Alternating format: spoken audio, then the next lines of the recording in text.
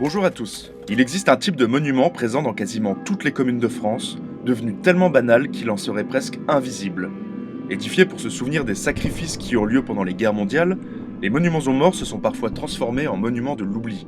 En souhaitant inscrire la mémoire dans la pierre, et donc dans l'éternité, la génération sacrifiée a voulu rappeler à tous, et au quotidien, la douleur de leur combat.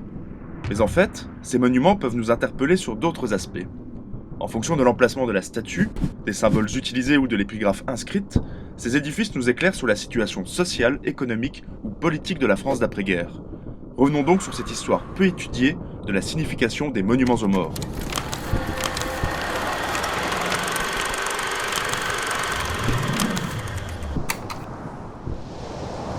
Étrangement, le premier cas de monument aux morts en France est un édifice commémorant l'indépendance de l'Amérique, et notamment la bataille de Yorktown. Il s'agit de la porte d'Aisille à Nancy, où sont inscrits le nom de Nancéens morts durant cette bataille. Mais il s'agit d'un cas isolé. L'arrivée des premiers monuments aux morts survient surtout après la guerre franco-prussienne de 1870. Le traité de Francfort mettant fin à cette guerre oblige les États à entretenir les tombes des soldats, et doivent donc aménager des sépultures sur le territoire. Un élément important a lieu quelques années plus tard. Une loi de 1890 confie la responsabilité de l'érection de monuments aux communes, ce qui va permettre la multiplication des édifices. Beaucoup n'afficheront pas le nom des soldats, non à cause d'une quelconque fainéantise du sculpteur, mais parce que la plaque d'identité militaire n'était pas encore répandue.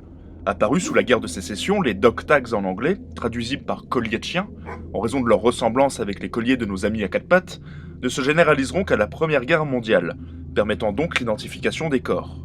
En 1914, un orage d'acier s'abat sur l'Europe.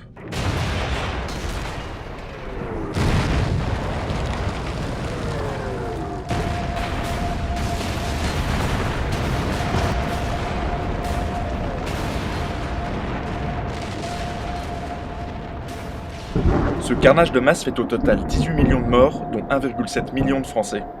Dès 1919 commence la commémoration de la disparition tragique de cette génération perdue. Entre 1919 et 1925, une série de lois organise l'érection des monuments, grâce à des financements de l'État, de la commune ou de particuliers. On peut également remarquer qu'à ce moment, la date des commémorations n'est pas encore fixée au 11 novembre, mais le 1er ou le 2. Le consensus sur la date sera finalement officialisé par une loi de 1922.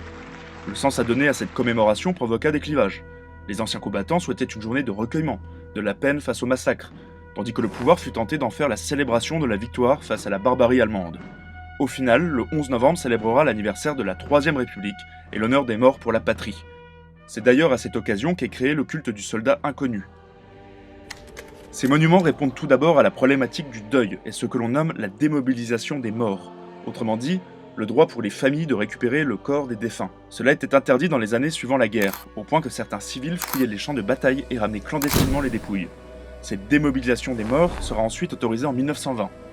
Le monument aux morts, avec l'obligation d'inscrire le nom, permet d'accomplir le deuil pour les familles, dans un processus de mémoire collective. La communauté se ressoude autour du monument. La symbolique de chaque monument, malgré l'apparente uniformité, correspond aux passions qui animaient la société française d'après-guerre. Tout d'abord, le lieu d'édification permet de comprendre le positionnement politique du conseil municipal. Une statue érigée dans un cimetière témoigne d'un village plutôt orienté vers un républicanisme clérical, donc de droite, tandis que le monument situé à côté de la mairie ou sur la place du village serait lié à des républicains laïcs, plutôt de gauche donc. Il ne faut pas croire que les choses se faisaient naturellement. De vifs débats animaient les communautés sur le sens à donner au monument. Il en va également pour la statue elle-même. Le plus souvent, il s'agit d'un obélisque, symbole de la victoire. Mais de nombreuses variations existent.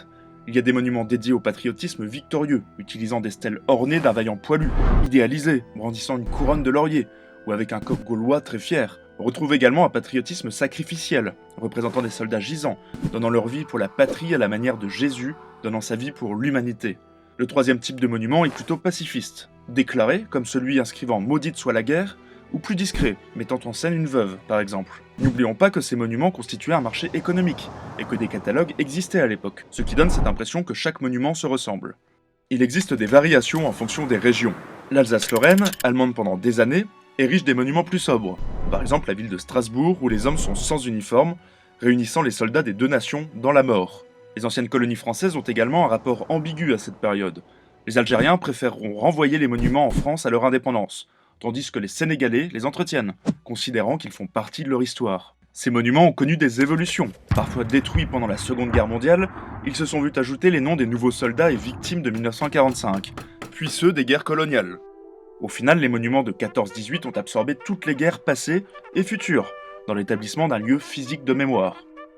Dans les 15 années qui ont suivi la guerre, plus de 30 000 monuments furent érigés. Une conséquence inattendue de ces constructions fut la mise au chômage des sculpteurs. En 1936, l'État a l'idée de mettre en place le 1% artistique.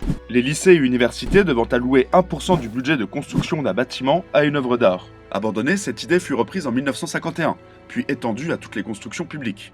Avec cela, destruction et création se retrouvent liées dans le même devoir de mémoire. Le monument aux morts se trouve au final être un objet paradoxal. Figé dans le lieu et dans la pierre, mais mouvant dans les noms qui s'ajoutent et la mémoire qu'il veut sans cesse réanimer, l'édifice semble nous rappeler que les tragédies ne sont pas exclusives au passé. Voilà, j'espère que cette petite vidéo vous a plu. N'hésitez pas à liker, à partager et à commenter. N'hésitez pas non plus à me suivre sur Facebook ou Twitter. Je vous remercie d'avoir visionné et je vous dis à bientôt pour un nouvel épisode.